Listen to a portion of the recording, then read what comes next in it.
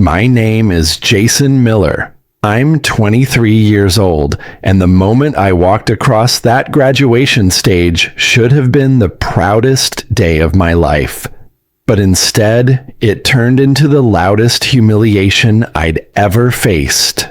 The auditorium was packed. Students, parents, neighbors, relatives. Everyone dressed sharp, every camera flashing. I was nervous but proud, wearing the one suit I could afford and a pair of plain black shoes I had saved up for months to buy. They weren't fancy. They weren't branded, but they were mine. And then, just as I stepped down from the stage, diploma in hand, I heard it. "Nice shoes, Jason," my cousin Mark shouted, loud enough for half the hall to hear.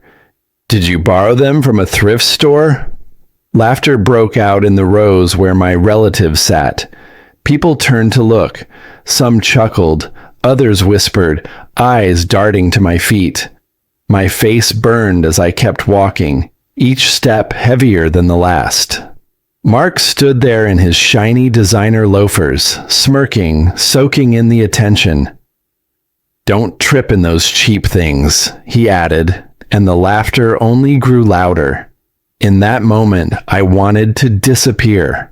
All my hard work, late nights, endless exams, sacrifices, reduced to the price tag of my shoes. My graduation, the day that was supposed to honor years of struggle, had been hijacked by a joke. But what Mark didn't know, what none of them knew, was that my shoes weren't the story that mattered.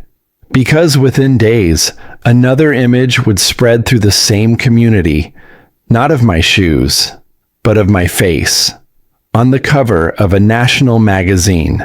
Growing up, I was never the favorite in my family. That role had already been claimed by my cousin Mark.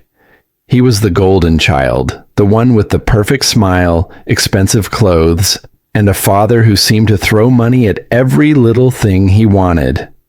At every family gathering, he was the star. When we were kids, I'd show up in hand-me-down shirts and worn sneakers while Mark arrived in shiny new outfits. My aunts would gush over him, so handsome, so sharp, while glancing at me like I was invisible. At birthdays, he got gadgets and branded shoes. I got socks or notebooks. It didn't bother me much when we were younger. Kids don't notice the weight of favoritism right away. But as we grew older, the difference became impossible to ignore. The first time it really stung was at my 16th birthday. My parents had saved to buy me a simple watch. I was proud of it, until Mark held up his brand new designer sneakers and said, "That's cute, Jason. Too bad it doesn't go with your bargain bin shoes." The room erupted with laughter, relatives patting him on the back for his jokes. My watch suddenly felt like a toy. In high school, the comparisons only got worse. When I earned top grades, relatives barely mentioned it. But when Mark scored average, they celebrated like he was destined for Harvard. At prom, I wore a rented tux and polished my old shoes as best I could. Mark strutted in with a tailor-made suit, and everyone treated him like a celebrity. I remember hearing him whisper to his friends, "Jason's shoes look like they're about to fall apart." They laughed, and I swallowed the humiliation like I always did. College was no different. Mark chose an expensive private school funded by his parents. I went to a public university on scholarships, balancing classes with part-time jobs. I worked in the library, delivered food, even mowed lawns on weekends to cover what scholarships didn't. My life was an endless cycle of studying and hustling, while Mark posted pictures of beach vacations and designer outfits on Instagram. Relatives flooded his comments with praise. No one asked me how I was managing rent or tuition. The second big blow came during a family holiday dinner in my sophomore year. I had just shared that I'd been published in the University Journal for an article on innovation. Before anyone could react, Mark cut in, holding up his phone to show a new car his dad had bought him. "Now this is an accomplishment," he said. Everyone cheered, ignoring my article completely. I sat there in silence, my pride turning to ash. But through all of this, I kept working. I believed that while they measured success in shoes and cars, real achievement was something deeper. I spent late nights in the library, researching, writing, pouring myself into projects that no one in my family cared about. What they didn't know was that one of those projects had caught the attention of a national magazine.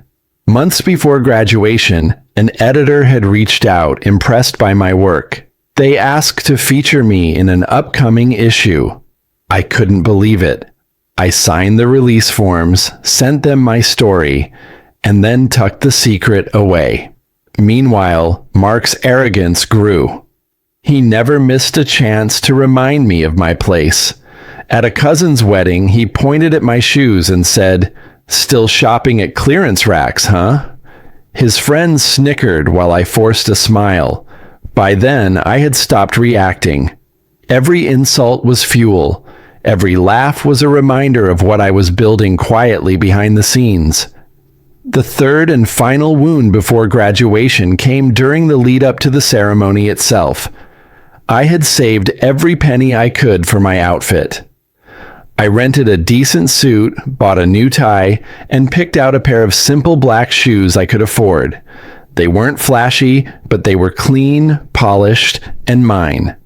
When Mark saw them the night before graduation, he smirked. "Those?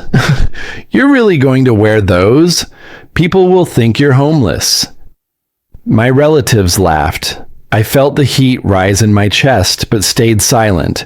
Because what Mark didn't know, what none of them knew, was that while they laughed at my shoes, another story was already being printed, my name on the cover of a magazine that would hit shelves within days. I didn't need to answer with words. I would answer with proof. But at the time, all I could do was swallow the humiliation and prepare myself. And on graduation day, the stage they thought they'd use to humiliate me would become the last laugh they'd ever get. Graduation day was supposed to be my moment. After years of late nights, endless jobs, and sacrifices, I had finally earned it. The campus buzzed with excitement, caps flying, cameras flashing, families cheering. Students adjusted their tassels and straightened their gowns, each one hoping the day would mark the start of something bigger. I stood in line with the other graduates, diploma folder tucked under my arm, my heart racing. My parents were in the crowd, beaming with pride. They didn't care about my shoes or my suit. They just cared that I had made it. For them, this was everything. But for Mark, it was another chance to turn my joy into his joke. The moment I walked across the stage, the crowd applauded politely. I shook hands with the dean, accepted my diploma, and smiled for the camera. My chest swelled with pride, if only for a second. Then it happened. From the corner of the auditorium, Mark's voice rang out, louder than anyone else's. "Hey, Jason, nice shoes." His tone dripped with sarcasm, and before I could even process it, he added, "Did you dig those out of the thrift bin?" Laughter erupted from the rows where my relatives sat. I heard a few students chuckle, others whispering, craning their necks to look down at my feet. The sound echoed in my ears, drowning out everything else. My cheeks burned as I kept walking across the stage, each step suddenly heavy. I glanced down at my shoes, plain black, polished, modest, and for the first time that day, I felt ashamed. Ashamed not because of what I was wearing, but because of how small they tried to make me feel. Mark didn't stop. As I stepped off the stage, he called out again, "Careful! Don't trip in those cheap things." The crowd roared louder this time.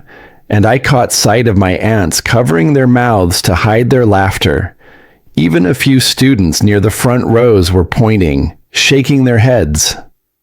I wanted the floor to open up and swallow me whole. My moment, the one I had dreamed about for years, had been hijacked and turned into a spectacle. But I didn't react. I didn't shout back. I didn't let them see me break. Instead, I kept walking, my chin high even as my heart cracked, because deep down, I knew something Mark didn't. The whispers followed me all the way back to my seat. Poor guy. Those shoes. Imagine your own cousin doing that. My hands trembled as I held my diploma, trying to steady my breathing. I forced myself to focus on what mattered, what this day really meant. But Mark's laughter echoed in my head like a hammer striking over and over. Later, outside the hall, relatives surrounded Mark, clapping him on the back for his jokes. One even said, "You always know how to keep things lively." They looked at me like I was the punchline, not the graduate. Cameras pointed toward him, not me. I slipped away quietly, diploma under my arm, shoes clicking against the pavement. Each step felt like both a wound and a promise. They saw cheap leather. They saw embarrassment. But what they didn't see, what they couldn't see, was that my shoes weren't the story. Because within 48 hours, when the magazine cover dropped, the same people laughing at my feet would be staring at my face. And this time, the world wouldn't be laughing.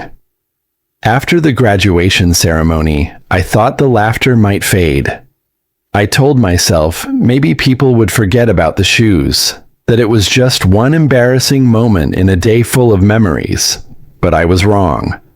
The whispers followed me into the evening. At the graduation dinner hosted by my relatives, Mark turned the humiliation into his personal performance. The hall was decorated with balloons and banners, long tables filled with food, music playing softly in the background. It should have been a celebration of all of us who graduated that day. But instead, it became another stage for him. I had barely stepped into the room when Mark called out, loud enough for everyone to hear, "Careful not to scuff those precious shoes, Jason. Wouldn't want to ruin your graduation investment." The laughter started again, rolling across the tables like thunder. Relatives nudged each other, shaking their heads as if my choice of footwear defined my future. I smiled weakly, pulled out a chair, and tried to focus on the food. But Mark wasn't finished. All through dinner, he dropped comments. "Jason, you should meet me at the mall sometime. I'll show you where real shoes are sold. Hey, maybe when you land a real job, you'll upgrade from those things." No wonder he walks so carefully. He's afraid they'll fall apart. Each time, the laughter grew. Some relatives even joined in, adding their own digs. "He's always been frugal," one aunt said with a smirk. "Guess it shows." Another whispered, "That's why he'll never be like Mark. No style, no future." I sat there silently, my fork moving through food I couldn't taste. My parents shifted uncomfortably beside me, their pride in my graduation crushed under the weight of ridicule. They didn't say anything. Maybe they didn't want to escalate it, but I saw the hurt in their eyes. Mark basked in the attention, leaning back in his chair like a king among subjects. He flaunted his shiny watch, his designer belt, and of course, his polished shoes. He made sure everyone noticed. And when the conversation shifted toward careers, he grabbed the spotlight again.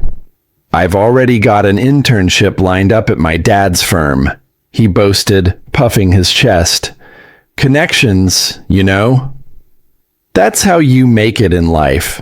Not just books and hard work." He shot me a glance, smirking. Jason here, Probably thinks success comes with good grades. Too bad you can't wear those on your feet. The room erupted in laughter again. Some relatives clapped at his wit, others raised their glasses in mock toasts. My chest tightened, but I didn't flinch. I kept my head down, chewing slowly, storing every word, every laugh. Because what they didn't know was that I had already made my mark. While Mark bragged about his connections, I had spent months working on projects that caught real attention. A national magazine had already prepared a feature, my story ready to print. The editor had told me, "You represent the kind of resilience and grit people need to see today." That cover was only days away. But for now, I endured the ambush. After dinner, groups of relatives gathered in corners, gossiping. I overheard one uncle say, "Mark is going places. Jason, well, at least he graduated." The words sliced like knives. I wanted to shout, to defend myself, to tell them what was coming. But David's voice echoed in my head. My mentor who had once told me, "Never brag before the ink dries. Let your work speak for you." So I stayed quiet. The final blow of the night came when Mark raised his glass, tapping it loudly for attention. "Everyone, I just want to say how proud I am of myself, and of course, of my cousin Jason." He turned toward me, grinning. He may not have style, but hey, at least he has determination. Laughter burst again, some even clapping at the cruelty. I forced a smile and nodded, refusing to give him the satisfaction of seeing me break. As the evening ended, I walked out of the hall, the sound of their laughter still ringing in my ears. I looked down at my shoes under the streetlight. They weren't perfect. They weren't flashy. But they had carried me through years of struggle, and soon they would carry me into something greater. Because while Mark and the rest of them mocked what was on my feet, the world was about to celebrate what was in my head. They thought I was invisible, but in just a few days, my name would be on every newsstand, and the same relatives who laughed at my shoes would be staring at my face on a magazine cover. A week after graduation, when the sting of the ceremony and family dinner still burned fresh, Mark found another way to turn me into his punchline. He invited a group of friends, relatives, and a few former classmates to a cafe downtown. I hadn't planned on going, but my parents insisted. "He's your cousin," my mother said. "Maybe he's trying to make peace." I should have known better. The cafe was buzzing when I arrived, the air thick with chatter and laughter. Mark was already at the center table, surrounded by friends, his polished shoes crossed proudly at the ankles. As soon as I stepped in, his eyes lit up, not with warmth, but with mischief. "Jason!" he called out, his voice carrying across the room. "Glad you could make it. I was just telling everyone about your signature style." His friends laughed, already in on the joke. I forced a polite smile and sat down, but Mark wasn't done. He leaned back in his chair, scanning me from head to toe, and then landed his gaze on my shoes. "There they are," he announced, "the famous graduation shoes. Everyone, have a look. Tell me, don't they belong in a donation bin?" The cafe erupted with laughter. Some covered their mouths, others laughed openly, and a few pulled out their phones, recording the moment. I felt the sting of humiliation all over again, sharper this time because it wasn't just family. It was strangers, acquaintances, people I barely knew. Mark tapped his glass for attention. "Come on, Jason, stand up. Let everyone see them properly. Let's make this moment unforgettable." I shook my head and stayed seated, but his friends egged him on.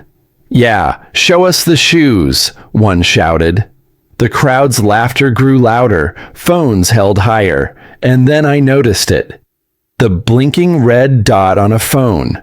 Someone wasn't just recording, they were live streaming.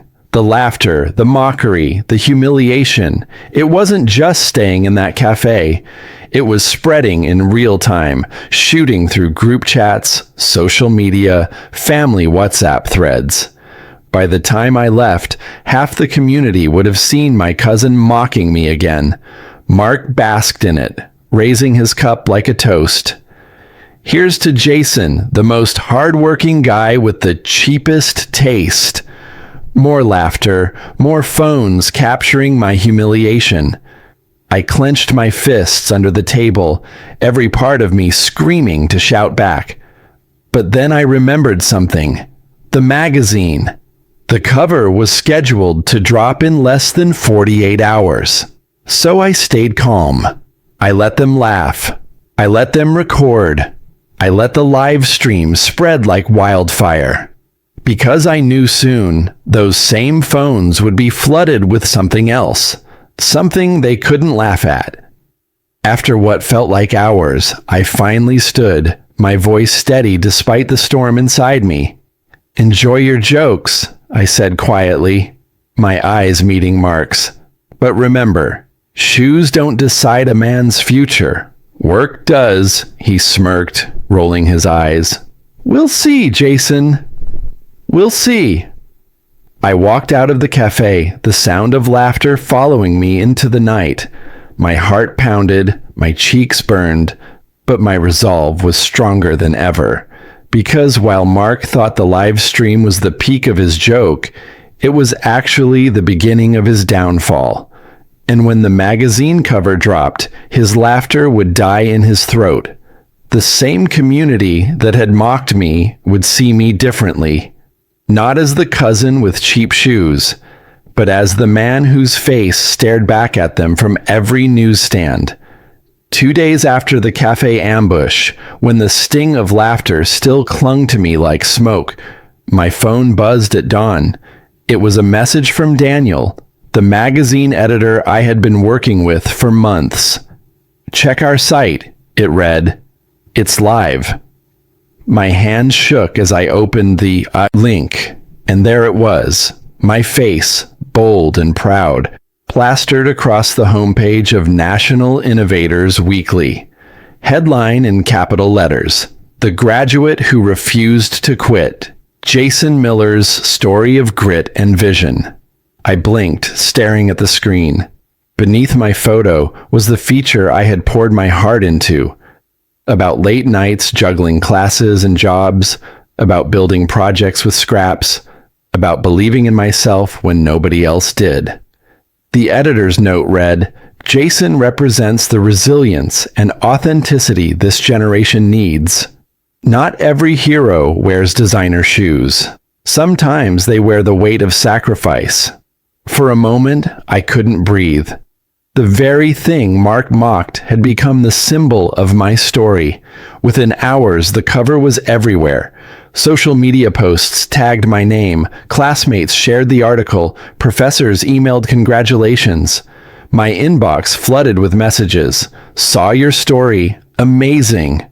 So proud of you. You inspire us." And then came the moment I'll never forget.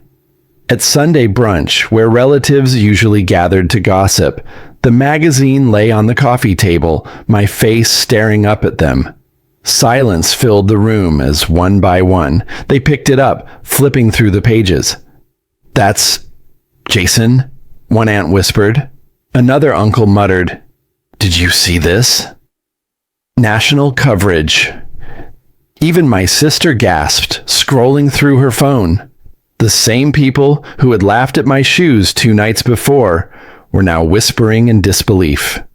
Mark arrived late, as always, strutting in with his flashy watch and smug grin. But when he saw the magazine in everyone's hands, his smile faltered. "What's that?" he asked, trying to sound casual. "It's Jason," my father said firmly, pride swelling in his voice. "On the cover."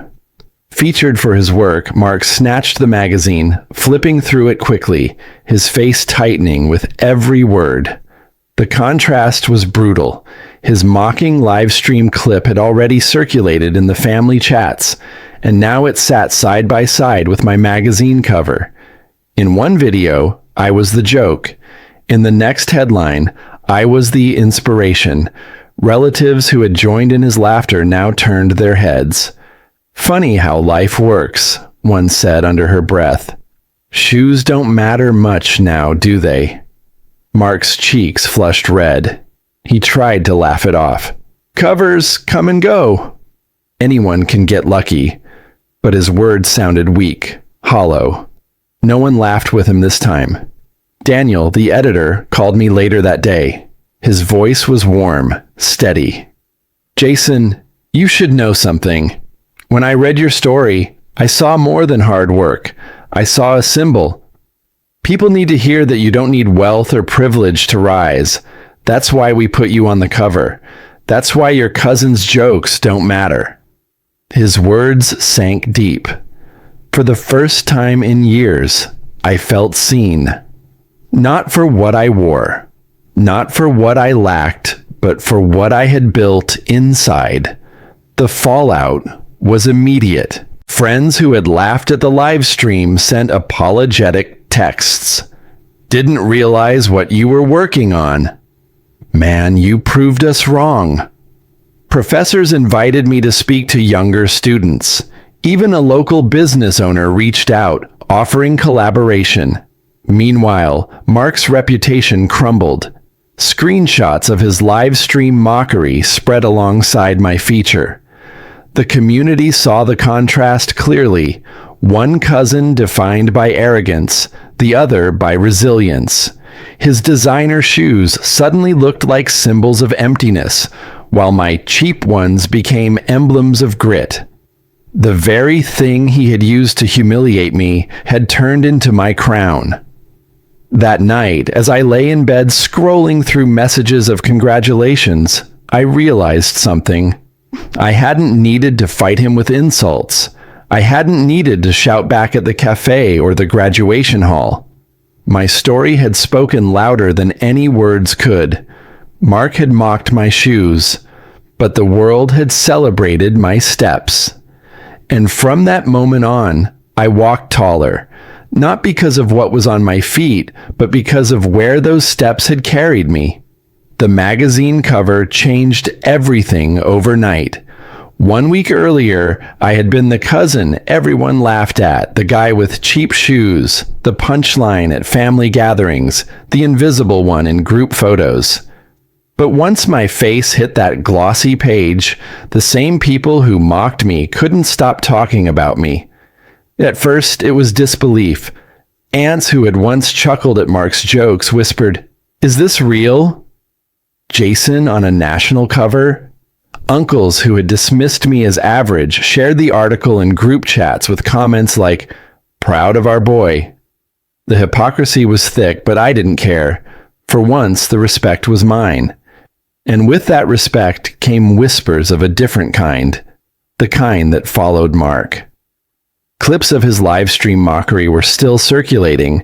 In one, he grinned, pointing at my shoes, calling me a joke. In the next, people scrolled to see my story celebrated across the nation. The contrast was brutal. Comments poured in on social media.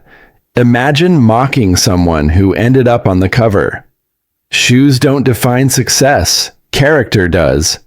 This Mark guy looks like the real clown here. The shift hit our family hard. At gatherings, relatives no longer fawned over him. Instead, conversations drifted toward me. "Jason, how did you land the feature? What advice would you give younger kids?" My words carried weight now. Mark, once the golden child, sat quietly, his smirk gone, his eyes down. The first real crack appeared at another cousin's birthday party. Mark strutted in, still dressed in designer clothes, but the air around him was different. People didn't rush to greet him. Instead, they huddled around me, asking about the magazine. My next steps, whether I'd do interviews. I saw the frustration on his face as he tried to steal back attention. At one point, he raised his voice. Covers don't mean anything. Anyone can get lucky, but my aunt cut him off, her voice sharp. Luck? Jason worked for this. Maybe you should learn from him. The room went silent. For the first time in my life, a relative defended me openly against Mark. He laughed nervously, but the blow landed. The fallout spread beyond family. In the neighborhood, shopkeepers who once greeted me with pity now congratulated me. Saw you in the magazine, Jason. Inspiring story. At church, instead of whispers about my shoes, people asked me to speak to the youth group. My old classmates reached out on social media. Man, you proved everyone wrong. Even people who had recorded the cafe ambush sent apologies. One message read, "Didn't realize you were building something." Respect. Another, "I feel ashamed for laughing. You showed us all." Meanwhile, Mark's arrogance caught up with him. Employers saw the live stream clip, how he mocked his own cousin at graduation. In an age where reputation mattered, his name became toxic. A firm that had offered him an internship quietly withdrew, citing professional concerns. His friends, once loyal, began distancing themselves. The same group that had laughed with him now laughed at him. At family dinners, he sat slouched in his chair, scrolling through his phone, ignored by the very people who once adored him. Relatives whispered, "Pride goes before a fall," shaking their heads. His shoes, once admired, now seemed like empty symbols. For me, opportunities bloomed. Invitations rolled in. Universities asked me to speak. Local news outlets requested interviews, and even a startup reached out for collaboration. The magazine cover wasn't just recognition, it was a door opening to a new life. But despite the rise, I couldn't erase the memories. The laughter at graduation, the humiliation in the cafe, the sting of my cousin's words, they were scars that reminded me of where I had been. Yet those scars became my strength. When I looked down at my shoes now, I didn't see shame. I saw survival. I saw every late-night shift, every sacrificed weekend, every moment I chose resilience over surrender. The irony was clear. Mark had mocked me for my shoes, but those same shoes had carried me through the fire and into the spotlight. One evening, I ran into him at a grocery store. He was alone, no friends, no relatives. He glanced at me, then at my shoes, and for once, said nothing. His silence spoke louder than any insult he could have thrown. Walking past him, I realized something profound. I didn't need his apology. I didn't need revenge. His downfall was already written, and my rise was already unfolding. The fallout was complete. Mark lost his shine. I found my voice, and the same community that had once laughed at me now looked at me with respect. They learned a lesson that day, that the value of a man isn't measured by the brand on his shoes, but by the strength of his steps. The night I saw my face on that glossy cover for the first time, I sat alone in my room with the magazine spread open on the table. My name in bold letters, my story told with pride. It felt surreal. For years I had been invisible, the quiet cousin mocked for what I lacked. Now the world was seeing me not through the lens of shame, but through the truth of my journey. I thought back to that graduation stage, the sting of laughter, the whispers about my cheap shoes. At the time, it felt like the end of everything I had worked for. But standing on that stage, with my shoes polished but plain, I didn't realize those very steps were carrying me towards something greater. The humiliation left scars. Yes, I still remember Mark's voice echoing, "Did you borrow those from a thrift store?" I still remember the chuckles, the pointing fingers, the hot flush of shame. Those memories don't vanish.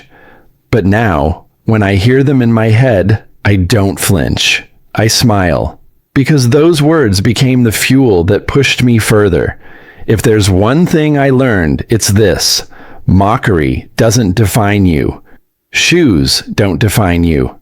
Even family's laughter doesn't define you. What defines you is how you choose to walk after the laughter fades. People often ask me now, how did you handle it? How did you stay calm when they mocked you? And my answer is simple. I knew who I was, even when they didn't. I tell them the lessons I carry with me. Respect lasts longer than fashion. Character outshines clothing. Peace of mind is more valuable than approval. Mark's downfall and my rise weren't about shoes or money.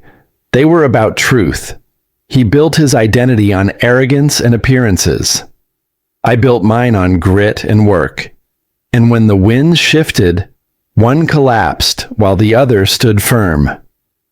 One evening, I laced up those same black shoes and walked around the block. They were scuffed now, worn at the edges, but I felt proud wearing them, because they weren't just shoes anymore.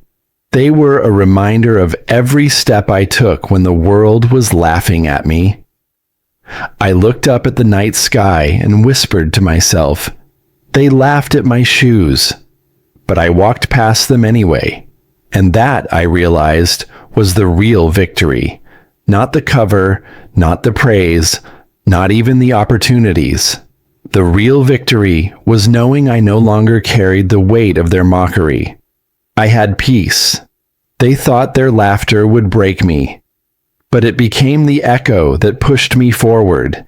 And in the end, the sound of their laughter was drowned out by the applause that followed my name.